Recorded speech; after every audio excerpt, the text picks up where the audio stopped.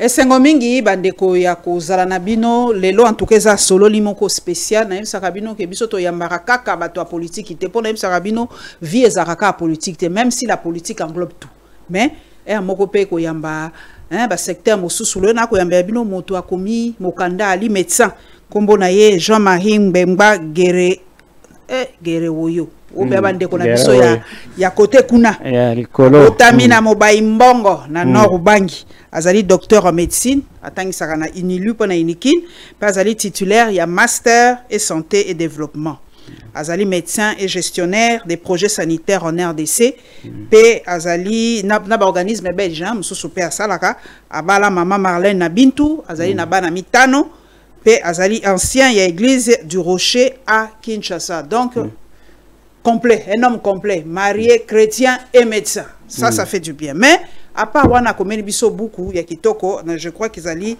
témoignage, toko solo na ye, par rapport ya mokanda oyo.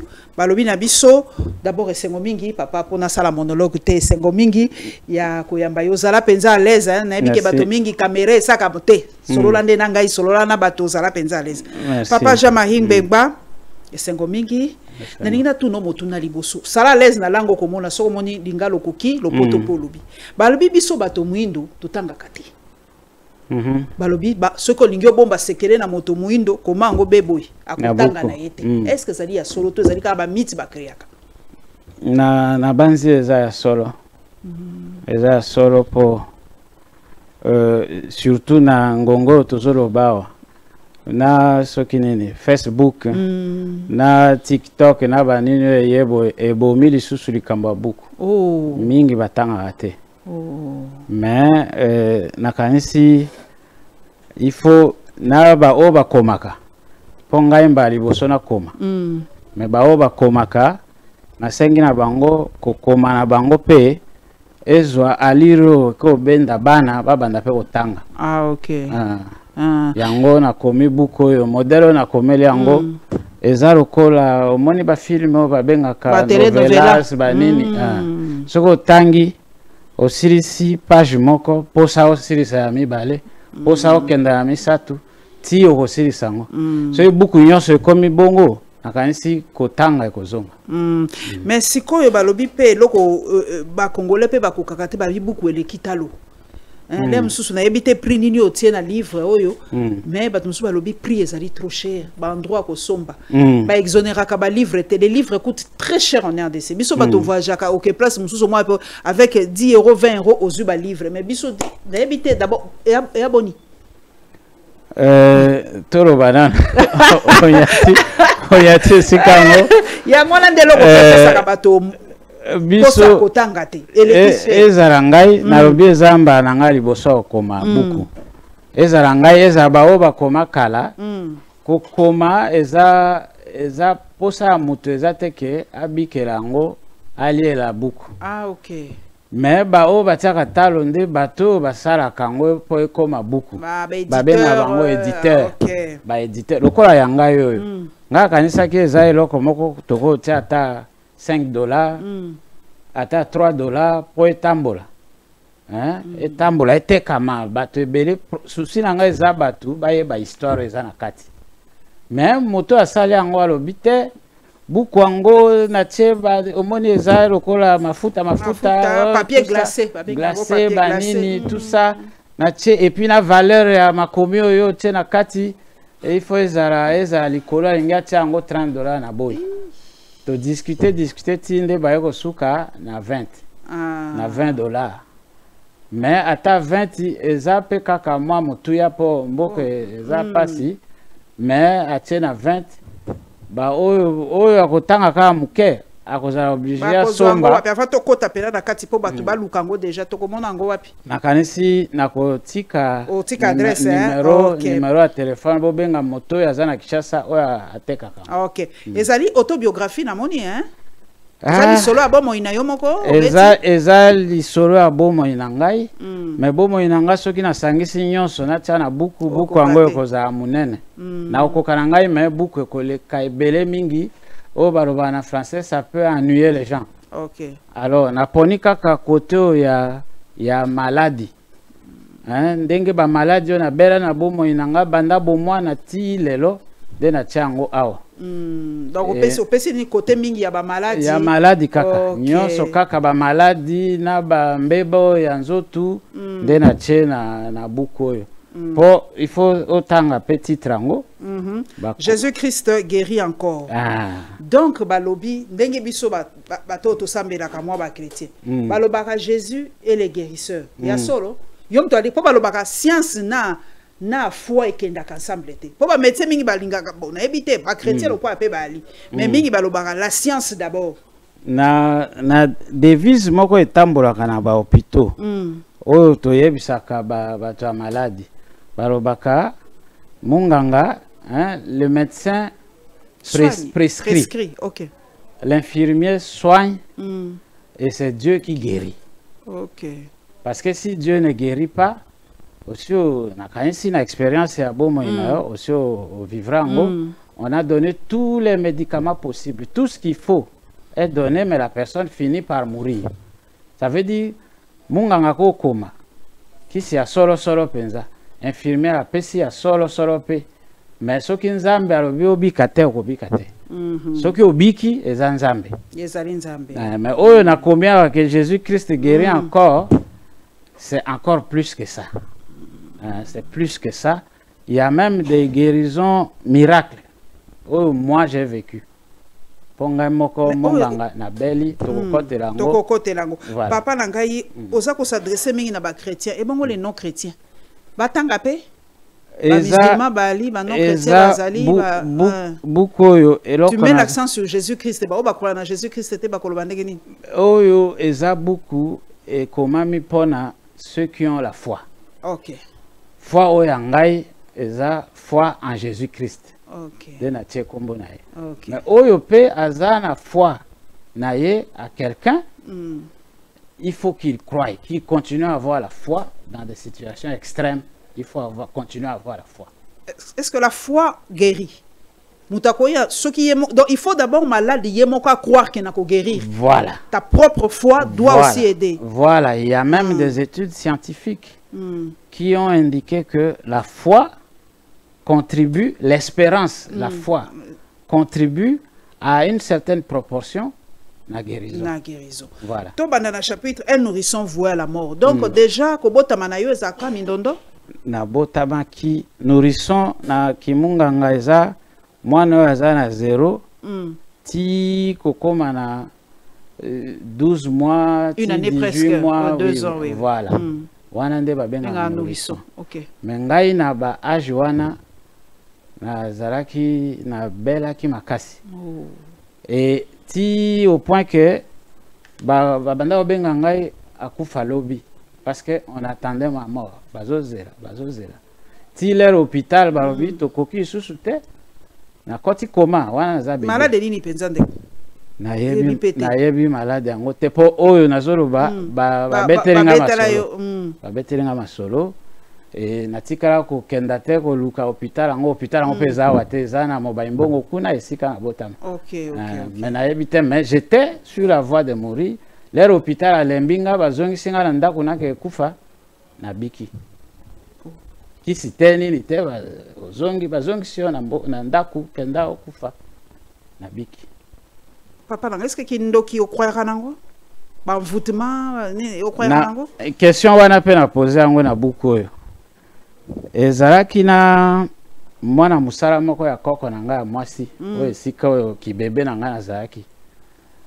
On dirait ye nde azalaki na kindoki yango mpo na butu oyo bakoko abeti ye nzete po akufa me ezwaki ye na esika okufa te akimi agangi akimi lere koganga agangi wana na bimi na koma na bimi na koma na bandi kolela oyo azalaki na koma bazozela kufa na bimi na koma transfert bon na bimi na koma et puis oh bolé ça y est vous pese poto boy na boy ti na biki obiki pe o continuer bo moina yo sa maladie obande suko bela te na bande pe suko bela mais oh wana ya ke kenda ko deuxième grande maladie na yo zaki à peu près na âge nini deuxième grande maladie toloba eye na 2022 oyo penza za mama likambo ya buku obeli nini boye nabeli oyo babengaka baminganga babengaka lymphome eza nini eza lokola cancer à makila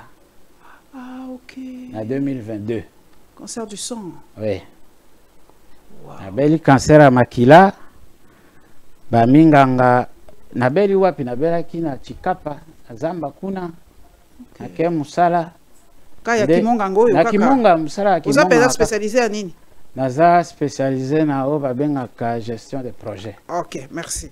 Donc musala hôpital déjà na présentation. Okay. Voilà. Donc alors na kei musala kuna ekoisinga. Malade ekoisinga makila isili na nzoto.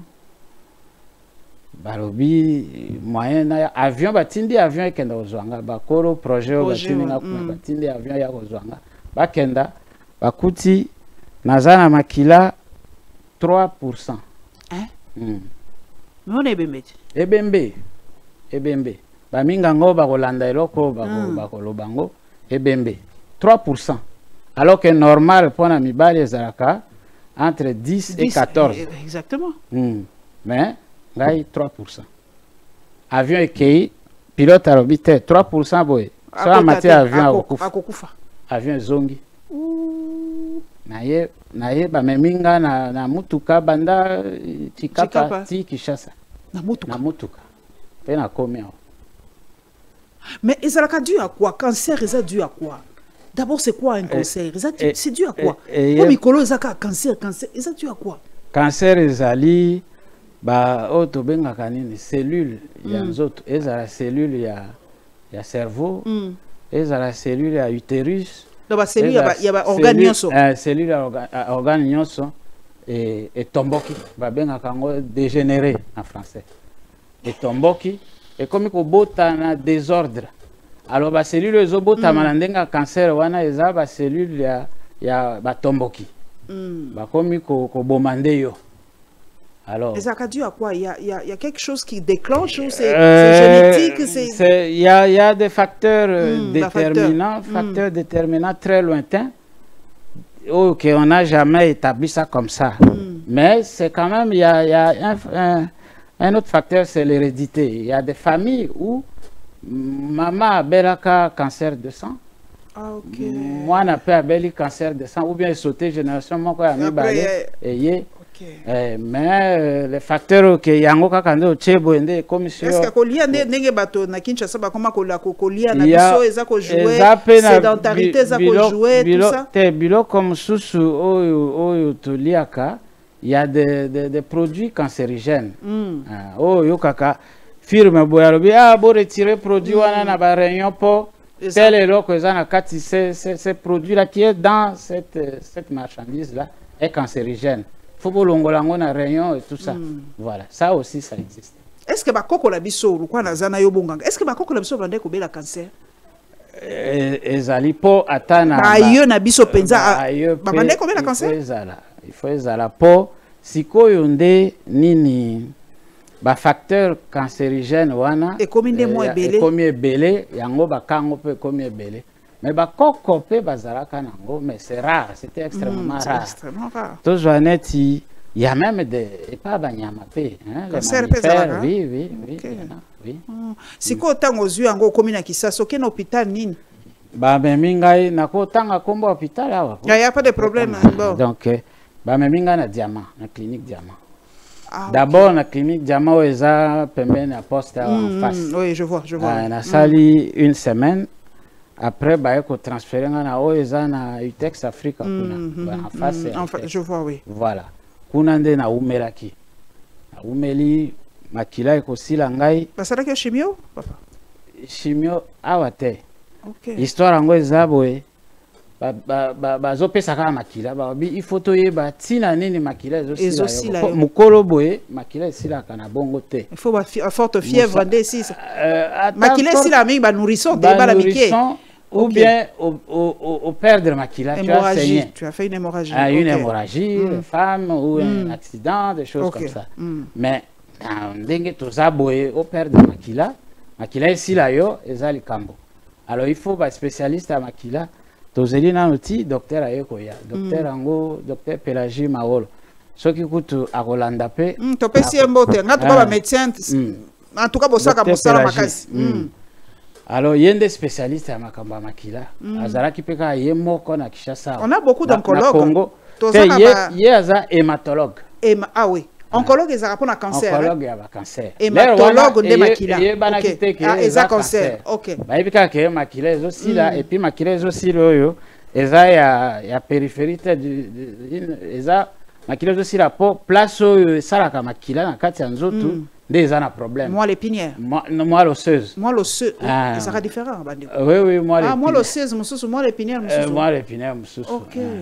Alors, moto aza spécialiste à makila awa docteur Pélagie Mawolo. Il fallait que zela azaki na voyage. Congo mobimba ye moko. Kaka ye moko. Ouh là là. Zeli quand même entre temps que zela wana bazozongi sa makila. Bazozongi sa makila et sali 5 jours, 6e jour et sili. Il faut bazongi sa isusu. Zongi sa le musu poche mi balé, poche mi satu. Oza groupe sanguin. O positif. OK. Mi balé mi satu. Et sali 3 jours, 4 jours, et sili, kaka boye na boye. Ti aye, l'air aye, a salinga ba examen, ti alobite likamboyo, il faut ba kota na kati ya muku ba benda moelle, moelle osseuse wana, ba ke na ngona laboratoire. Ba tala. Ngai pe monganga na yebi ke oui, eza boye, il faut sala maboye. Ba ke ko luka bazwi yango batali. Ba lobi moelle na yo wana oyo esalaka makila ekufa ekauka donc ozana mukua ekauka donc oyo yo esili okobika te nde tala likambo na kuta esalaka nini soki makila esili na nzoto okoyoka ndenge nini ba symptôme nini ekosala yo nakoloba nano oyo ya classe ya nganga na tanga te naloba oyo yo moko ozo sentir ndeni te makila esili mutu pasi oyo ke lokola bazobeta wana na marteau. Voilà, mutu pasi comme des coups de marteau. Pema neti pema kokata yo kolemba ata tombola liboko bokokate et puis ozokenda kokwata koma. De komaki bachelinga makila lelo 3 jours 4 jours mutu passe ebandi ekobanda muke ebandi kosagrave ti et commis de vrais coups de marteau. À ce moment-là, il faut makila mususu. Alors eloko esalaki pasi c'est que ba intervalle wana ya ba 4-5 jours ekomi kokoma mukuse ti ekomaki bakotyanga makila lelo lobi fo babakisi lobi fo mususu. Alors le batali nini moelle osseuse babite esili akobika te et tout ça musalo bao na banda osalela bango bazweli nga rendez-vous na Liège na université à Liège na Belgique clinique universitaire il faut ba évacuer nga kuna batunaka nani te SMK batu Schengen ao batuna nde SMK batunaka pona évacuation médicale pona visa très compliqué hein tokenda na SMK kuna kaka docteur Mawolo pe kaka po azaye kaka moko kuna pe va dossier alobi te dossier na yebi yango bien en tout cas chance ezate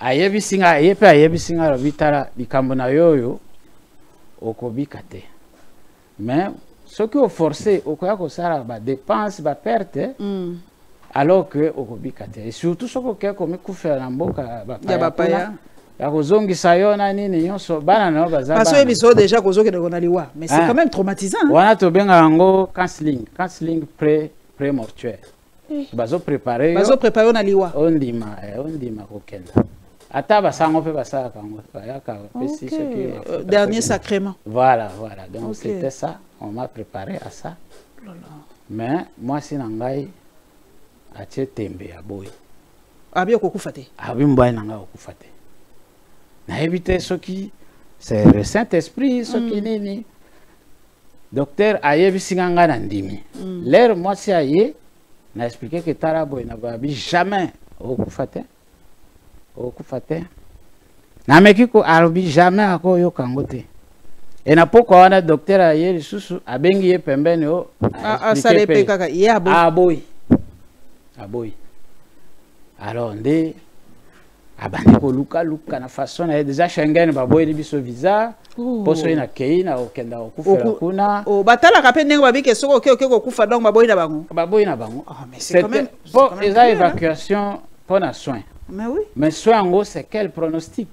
Donc quand le pronostic vital est déjà engagé, donc c'est plus la peine. Quand une consultation à CMK aloba, c'est quel pronostic? Ça sert à quoi? Bah évacuer. Voilà. Et CMK à répondre dans Dengoana. Et c'est dans ces conditions-là que na musalo moi si nanga zo sala bazaka na assureur. Et puis, patron à Bango, pour moi, c'est dans les Nations Unies. Okay. Patron et organisme à Bango, non, on peut chercher ailleurs, à jouer dossier. Aïe, bien, tangaïté. Nzambe kak. Nzambe. À côté de Kambango, comme il est ambassadeur à Belgique, beau, motoboy, beau, même, tout ça, visa. Lettre à commis, et ça dit un jour, réponse T. À mon avis, on dirait que c'était un affront pour lui. Pour son orgueil propre et qui contribuait à ma faveur. Dieu utilise toujours les gens. Voilà. Les Bayekozeranga et si comme na Cape Town. Donc après si ordre docteur aux Nations Unies en Afrique du Sud a vu lukelanga ba hôpitaux mususu ezala na Inde, ezala na Turquie, ezala na Afrika wa o bako sala likambo etali makila de munganga na yokozela biso place na Cape Town. OK. Na clinique Mediclinique. Alors ba ekotindelanga image ya docteur to solo ina docteur to sali visioconférence na expliquer ma communion abi boya. Mais je ne suis pas convaincu pour. Déjà psychologiquement, tu savais que j'ai confiance, concert nanga lobby que concert et puis aîné. Alors lobby que loko yo babi que la gâté. Moko e kaoka donc c'est fini. Mais moi si nanga lobby te tokenda ti Afrique du Sud, de préférence tout ça tout ce qu'on peut faire. Ce qui quand même au Koufi on dit que oui, on a fait l'essentiel. Donc kuna monganga wana azwi pe lisusu moala kaka wana moala osseuse atala boye alobite moala osseuse d'ailleurs donc usine makila ebota ezo sala nango. Question siko yango wana papa toti a moi pose likambo badia moi j'ai un ami moi natanga komona yawe zate moi na nepe kaka balobaki na kaka diagnostic mususu basala ki na Kinshasa on bombardait l'enfant des médicaments ici tango pas que Afrique du Sud mais ya kenaki na Pretoria c'était pas ça. Est-ce que nos médecins zate ke nazo ko lobama be est-ce que ba diagnostic na biso zakamala muteto to zanga ka ba pareil sophistiqué pour na ko sala ba examen on ne peut plus pousser pour na ko yeba ba diagnostic. Bon likambo wana na kanisa eza po oyo talinga na yebite soki ezalaki nini po en général kaka en général mais toloba nanu nakana yo nakana ngai oyo kozwa moelle osseuse kotia yango na laboratoire na ba appareil kotala pe kotire conclusion moto asali yango eza docteur Pelagite eza docteur Bom. OK. Bom, B-A-U-M-E. Ça, c'est pas un Congolais, ça. OK. Il est français. Voilà. Un médecin, c'est pas un jeune médecin non plus. C'est un médecin expérimenté et qui est en retraite et qui a fait sa clinique ici pour passer sa retraite ici. Alors, est-ce qu'il faut douter de lui? Et il est cancérologue et il ne fait que ça. Mais lui, il a vu. Et il m'a même donné la lame. Est-ce que c'est conseillé, Papa Nangaï Mbengba, de faire 3-4 médecins pour avoir un diagnostic? Yosa médecin. Est-ce qu'à vie d'un seul médecin suffit pour un diagnostic sérieux? Ou faut 2, 3, 4 médecins? En principe, tout ça, na ba hôpital, tout ça, on va bien à tour de salle.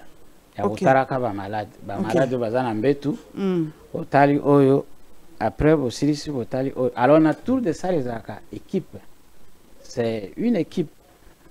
Beaucoup de mingango ya minene penza ya ba professeur banani à cause de la moko mais à cause de la pemi balé misatu après senior, après junior, et même les médecins stagiaires. C'est toute une équipe. C'est un travail collégial. Mais tous les gens là, docteur Pélagie Azaye Kaka Moko. Il faut que nous soyons diagnostic mususu et pas médecin mususu. Mais oya kotanga kolobake moi le sezoyo eza esi kauka eko botate. C'est un autre wana ye na bom nde bataraki. OK. Donc bango nyonso mibale nde batire conclusion wana ke epanga eza kokauka. Kuna na fait moto mususu pe azate na. Azate donc tu y crois. Voilà. Et pour un niveau ya pareil. Na kanisi clinique et docteur Bom est suffisamment équipé. Suffisamment équipé. Et donc, ce qui s'est passé là, c'est aussi un autre sujet de miracle. Parce que j'arrive là-bas en Afrique du Sud, presque les mêmes équipements, ils n'avaient pas docteur Bom. Batali babite moal na yo, moal osseuse na yo, ezo sala. Ezo sala, ezo bota kutu, ezo bota saba. Cellule ya makila mike mais cellule wana ezokola te ekoma na maturité pona nini po cancer moko eza na yo na rat babenga nini na rat na yebite rat kaka ma libanga libanga na yebite na yeba ka rat na lingala na yebite donc ozaki na cancer na rat. OK. Et cellule ya cancer wana eponi kaka moelle osseuse, ça a envahi la moelle osseuse. Il y a une jeune sanguine. OK. Hey. Narobibo, siko yonde bobibo tosa nini. Oh non, tosana chimiothérapie moko. On a conçu un protocole moko spécial. Mais c'est mortel. Donc moi les essais cliniques n'est pas bien. Bon, ils pratiquent toujours ça depuis tout le temps. Ils ont essayé. Ah, mais vous voyez, ça les risques. Oui, ils m'ont dit les risques. Vous signez les papiers, vous dites que voilà, c'est là où on est arrivé. C'est pour toi appliquer, il faut signer. Bon, est-ce que ça me rappelle mon père. Ngamutu kuna na Congo et pas nga baloba déjà que na zonga ndako na kekufa. Na signé kaka, na signé. Nde ali babandi chimio. Na ba passe na ngonyo. Chimio ngo batira tongesika nini papa? Ezaka tonga to ezaka sérum glucose. Eza lokola ndenge kaka basalaka omoni ndenge malaria o batiaka na nini ya perfusion. Ya perfusion. E banda ko kule. Batiaka peka na ba veine to. Na ba veine kaka. Oh, ça na ba veine. Na ba veine kaka mende. Ça fait très mal. Kisi wana nde. Ça fait très mal. Ah ouais. Ba kisi wana nde liwa. Ekata kasuki. Oh, nakomi yango na buku ba ba kotanga buku ba komona suki esili manzaka elongwe. C'est très fort alors. Oui, très fort. Ba musuni hein, la fonte musculaire. Donc musuni c'est fondre nyonso na tikali ka poso et puis même ba vaisseau nini yango kisi yango ezoleka eziki presque nyonso ti ba chelanga veine artificielle na zaka yango ti lelo. Place babandaki kokotisa yango. Ouais, donc bazotia port nango ezali awa. Mais yango namona yango mingi na poto batiaka quelque part awa o ebebisa ba veine ya nzoto te. Voilà, c'est ça. Ça a pris combien de temps? Na premier épisode, j'ai eu 3 séances. OK. Na bikaki na ngai pe wana de quoi de mai à septembre 2022. Na juin 2023 et hier les sous kaka. Récidive. Non, maintenant vous êtes en totale rémission. Oui. OK. Oui. OK. Donc au sali récidive, bozongi sous. Bozongi sous. Balana to zongi ba obite ndenge to yebela kisi na biso na ndenge to salaka. Récidive ezalaka nango. Mais c'est il faut au moins après 2 ans à partir de la fin du traitement. Nde ozongra kisi. Nde koki koya, nde récidive koya. Mais oya que tu es déclaré guéri en novembre et puis en juin ozonga. Ezonga lisusu. Waka bondoki kaka. To basune. To yebite eloko to sa te, to yebipe kisi. To peso sote. Alors, le cours d'an assuré va même mayo kenda États-Unis. Nabi bobo tuna kasitalo, batuni talo kuna babi États-Unis ezaka cher hein cher kasi kuna mama zaka na babenga ngoni bas do socialité soki nini te zaka te $300,000 hein 300,000 assurance na ngai wala kufina ngai kwa sababu nataka talo kwa mwana iko te si assurance ranga ezakaka ya combien 95,000 €. Oh là là, mais les Américains sont trop chers hein? Ah voilà 300,000 $300,000. Je comprends pourquoi les Américains meurent comme ça. Dans un esika kokenda te. Oh non, ce qui boye au Kenda Inde, na Inde il paraît que kuna ezana $240,000 et tout. Wana kaka traitement. So bakisipe isu makamususu ekoza na robite. En tout cas, monter quelque chose localement pour faire semblant que vous me traitez pour la première fois. Wana, ça dit ezana épisode te deuxième épisode ya malade récidive barobina kenda end ona kenda nini mbongo za kokate na obite bino bosala kaka monter un protocole quelconque babi bon on va faire ça basali bazami satu ba hématologue na hôpital moko wana bazami satu basali réunion ti babi botoko tia bakisi moko boye oyo ya liboso wana c'était rien oyo mbalo okoyoka ezape ya komeka kaka narobi botia kaka batie yango nazalia. Oh là là. Est-ce que na makanisi na yo ozali ko kanisa te peut-être empoisonnement to eloko moko boye libota balobi po balobi empoisonnement comme ebimisaka ba maladie comme malaria cancer empoisonnement misusu awa sikoyo koma ikamuke kaka empoisonnement. Mais la vérité c'est aussi que et pas na biso hôpital ko sara ba exploration solo tie zo alikambo eza mingi te. Mais ba o ezali talu wana pe ezali esali ke ebele moya ba koma na ba hôpital wana ezate. Ba SMK ba HJ wana nyonso akokoma mutu nyonso akokoma te. Alors ba hôpital ya misusu ya périphérie ba nini ba mesana mingi kaka na malaria fièvre typhoïde. Malaria, fièvre typhoïde. Alors, ce que c'est appelé si qui c'est malaria. Fièvre typhoïde. Malaria, la fièvre typhoïde. Voilà. Alors, ce que appelé si ka mi balé mi sa toi la moine que kokite. Ah, moyen te en tout cas on a fait tout. Mais tout on alors, l'air lobby on a fait tout, famille et bimé lobby. Le col hôpital à kokite, c'est que ça empoisonnement.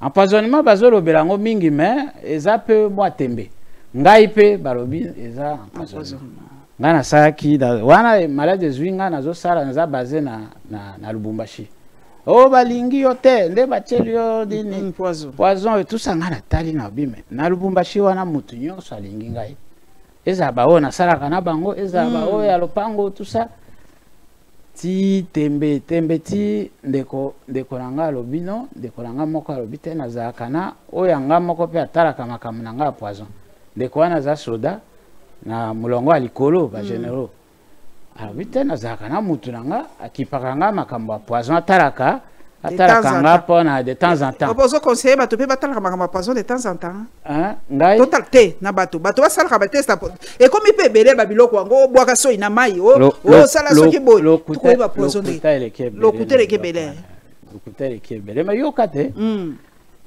général apesinga mutu naye alobi moto yo aza mutu assure atalanga. Et puis, ils appellent Kamboteko, babi mission na hôpital, te. Aya kaka wana. Te, ocha kaka soy na mulangi ba memelie. Ba yeko memelaye. Asali yango, bazobenga yango test. Ce qui est à base ya nini na ebite.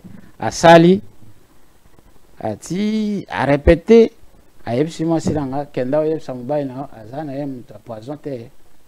Bacheli poison te. Et puis après si e conseil à robi bokende so epa batu mususu to ya ba poison bane ba ko risquer pona mbongo babi misaye na hôpital nde place a okenda okufela bolanda kaka makambo mindele voilà de to continuer ti to kenda okoma na Afrique du Sud de na zuba soin mais foi na yo moko personnel est-ce que po balobaka mutu soki a frôler la mort vision na ya mokili koma ndenge mususu foi na yepe koma soit Ce sont les deux extrêmes. Soit il y croit, soit il perd la foi. Oui. Moi, je suis un chrétien pratiquant. Donc, j'ai cru. Ce que Tanguy Nabuko Yokomona, j'ai frôlé la mort à plusieurs reprises. Oyo na lobite ezaya nake ko dédouaner mutuka wana za étudiant. Nake dédouaner mutuka na Matadi. To sali accident. Tozaki 28 bakufi 25 tobiki ka 3. Ngai na soda oyo akendaki abatela ngai na mbongo mutuka na mutu moko boy.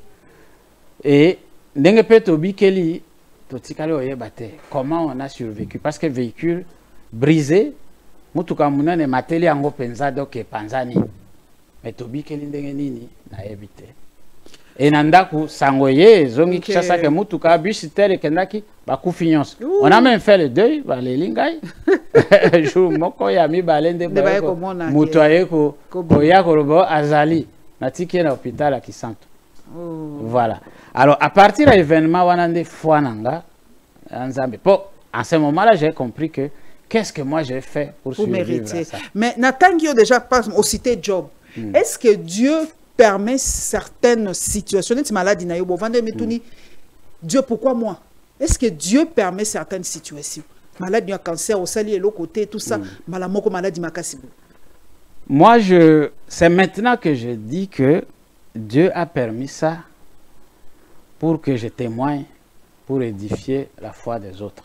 Okay. Dieu a permis ça. Et chaque fois que le Seigneur permet, qu'est-ce qu'on dit? Épreuve, genre, c'est pour se glorifier. Tu vois, il y a, comment on appelle, la mort à Lazare. Quand Lazare était mort, et quand Jésus rentrait avec les disciples, cette mort-là de Lazare, c'est pour la gloire de mon Père. De mon Père, oui. Et il est rentré, il a ressuscité Lazare, il a ressuscité et Dieu a été glorifié. Et moi, je pense que les épreuves, si on est vraiment un élu de la grâce de Dieu, les épreuves qui arrivent à ceux-là, c'est pour glorifier davantage Dieu. Et je mets mon cas dans ce cadre-là. Ok. Donc, aussi on a, au fait, combien d'hôpitaux congolais au Tambola? Pour un cancer. Nazomona ba monkole wa nazomona ba otambola ba hôpital belé. Pour moko diamant pe l'air à lobby et sili et là on ça les até de na lobité parce que chaque jour qui passait bazo facturé. Vous dépensez combien par jour à peu près? Je suis sorti de là avec une facture totale d'environ 18 000 $. Ouf. Voilà, 18 000 $. Et dans la facture, quand tu analyses, c'est la chambre privée, c'est la literie, les embêtes, la télévision, tout ça est facturé. Vous voyez?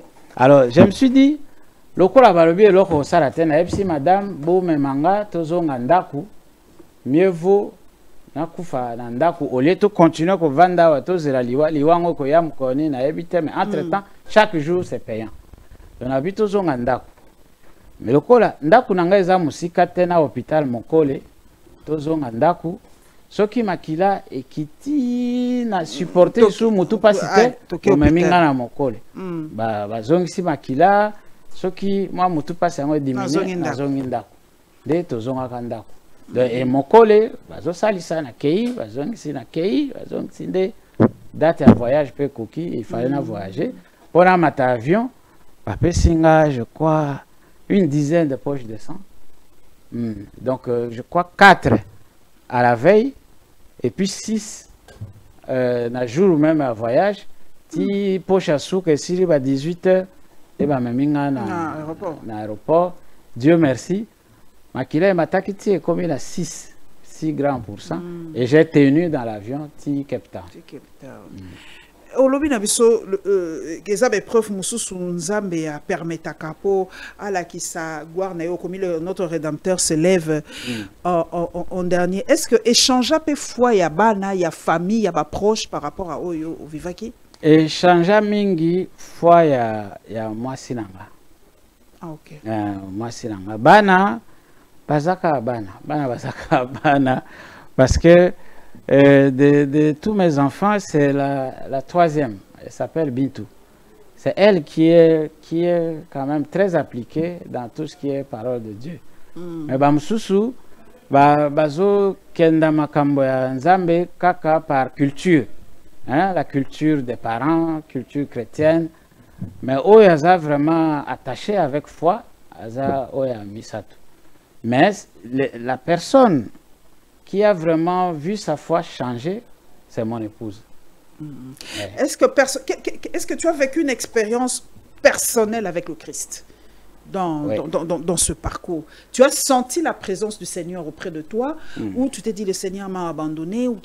Quelle est ton expérience personnelle avec le Christ la période dans cette maladie-là, moi, l'expérience que j'avais, c'était que Dieu m'a tout donné, m'a protégé, m'a donné une bonne et belle femme, des beaux enfants. Je n'ai pas été misérable sur terre. Hein, j'ai eu des périodes d'études, hein, quand j'étais étudiant, école et tout ça, difficile. Mais après ça, Dieu m'a tout donné. Et je crois que c'est le moment de me retirer. Pour moi, j'étais convaincu de ça, qu'il a jugé bon de me retirer. Et là, je suis sur la trajectoire pour être retiré. La foi de dire que il va coûte que coûte me guérir, sincèrement, je n'avais pas cette foi. Mais ma foi était qu'il veut me retirer. Et je faisais cette prière que, Seigneur, ne regarde pas mes péchés, retire-moi auprès de toi. Oh là là, c'est fort ça. Voilà. J'ai dit, et quand je dis mon Rédempteur, c'est le 20 dernier, c'est en ce moment-là que j'ai lu la définition claire du mot Rédempteur. Ça veut dire quoi? Rédempteur veut dire celui-là qui paye une dette pour toi. Ah, c'est ça le Rédempteur. Une dette que lui Rédempteur, tu comprends? Lui, il connaît même pas qu'est-ce que tu as, tout ça. Mais il s'est pointé à ta place pour dire donnez-moi ça. Et c'est ce que le Christ a fait. J'ai lu cette définition pendant ce moment-là. Et je me suis dit, ok, je n'ai jamais été saint, je n'ai jamais été parfait, mais Seigneur, ce que tu as fait là sur la croix, et sur cette base, j'ai cru à ça, et aujourd'hui je crois encore davantage à ça sur la croix. Retire-moi auprès de toi. Ne me laisse pas aller en jugement parce que nous sommes Tokomi, mais en tout cas Tokomi Nasuka, ça m'a vraiment récompensé. Ce que ce babino oloba un mot dans ma grand malade, on va perdre espoir, on va passer une étape en balobi Dieu, je suis fatigué puisque moi j'ai une sœur qui est aussi malade, qui dit à un moment Seigneur je suis fatigué, na lembi. Qu'est-ce que tu leur dis? Je leur dis actuellement, en France, il y a un débat autour de... On a adopté ça. Voilà. Ils ont adopté pour la mort, la fin de vie. Ils ont maquillé ça, oui, mais c'est ça en disant fin de vie. Fin de vie, voilà. Que ceux qui sont dans cette situation-là ne soient pas tentés par cette affaire de dire c'est fini, non, qui continuent à croire. Qui continue à croire. Je vous ai dit ici que j'avais perdu cette foi. J'ai cru à la science que moi j'ai étudiée, que j'ai pratiquée. Mais c'est mon épouse, profane en matière de santé, qui a dit non, mon mari ne mourra pas de ça. Et c'est par sa foi que le Seigneur a commencé à ouvrir des chemins de ceci, détail. Et donc, il faut lire ce livre. Oui. Quand un médecin parle de Dieu, c'est grave. Voilà. Hein? Quand un scientifique vous parle de la force de Dieu, il faut y croire. Un scientifique, à croire dans médecin, scientifique, il y a cru. Mais notre Dieu, c'est le Dieu de l'impossible. Amen. De l'impossible. Donc, tant que non, c'est un peu ma propre expérience. C'est le Dieu de l'impossible. Mais Dieu dit, tant qu'il a une mission à faire avec toi, Dieu te laissera en vie. Amen. Vraiment. Ça fait vraiment plaisir. Jésus-Christ guérit encore. Il guérit toujours. Moi, j'en suis l'exemple aussi vivant. Dieu guérit. Toujours. Toujours la foi. C'est vrai que santé est mon komakatoza batu. Nous autres lembi, ndenge papa, nabiso Jean-Marie Alobi. Mais il faut avoir une foi encore plus grande, dire que non, Dieu va me guérir. Amen. Et je vais témoigner. Comme ils disent, on a beaucoup faté, je vais témoigner des œuvres de l'Éternel. Ils le disent. Merci en tout cas, et c'est Mingi. Vraiment, papa, Bosomba livre, vraiment, il y a papa, la bisouza témoignage, mon aîné. Vraiment, Torope Sabino, lieu au Bokoki Kozoyango, Bakoko Mayango, Bokotanga, Sikani, Bokoko Somba, Pobaye Sabino, la force du Christ. Moi, je suis chrétienne. Maman Belinda Kabangu, une grande littéraire. Maman Belinda Kabangu. Que je salue, Maman Belinda. Maman Junior. La fille, c'est Julia, maman de Junior et de Julia. En tout cas. Oh, grâce wana salinga apesa ye double nango. Oh, merci beaucoup que l'Éternel biso toza ba journaliste ba maman, mais à part ça nous sommes des chrétiennes. Donc ango sous sonité puisque Dieu nous a aussi fait passer na ba épreuve yo. Alors sabino ke okotato la monene nanga. Ça c'est Dieu. Tolongolana nous casquette aux journalistes aux ceux qui étaient devant Nzambe toza ke l'autre. On n'est rien devant Dieu. Biso ba oyo to le kapi na ba maladie ba makasi ovandi bobi na obi kate mais tant que on a le souffle de vie, c'est que Dieu a une mission. Merci pasteur, d'abord pasteur, mais bon. La personne pasteur, pasteur. Na profiter pour la personne pasteur nangai pasteur Lani par siècle mbote parce comme on a yé parce que Dieu utilise toujours des hommes pour vous réconforter dans des moments difficiles. Merci pasteur Labiso, pasteur Lani par siècle, merci d'être là. Les malades, on pense à vous, c'est très dur, mais quand on a le Christ, il est le rédempteur. Les gens à comprendre vraiment signification rédempteur. Il est vraiment celui qui s'élève en dernier. Quand espoir n'a eu Sili, il y a des médecins ici, il y a entourage ici, il y a des camarades ici, mais lui quand il dit il se lève, il va se lever. Et il va. Et ça la souveraineté na mususu pas zwakanaye, alobi yakopema na yo, yakopema mususu pas guérisaka. C'est la souveraineté de Dieu. Il faut toujours le glorifier en toutes circonstances. En tout cas, c'est Mingi. Merci. Vraiment, na sepeli ko découvrir. Merci papa Guerrero yo bandeko la biso nyonso ya sidu bangi bi wana no bangi. Ah bandeko la biso tellement pe bakabola be Équateur ango. Na sud nyonso tozaka ka mboka moko. Bakokabola yo biso to mesana na biso Équateur. Bana Équateur mambenga nyonso to pesi bino mbote mingi en tout cas. Na sepeli. Au moins les lois na lobby politique était mais lobby politique ya monene politique ya Nzambe. Le roi des rois, le seigneur des seigneurs. Abonnez-vous massivement à la Lion TV officielle pour l'émission yo puis tokokuta na bino mbalasima. Merci. Merci.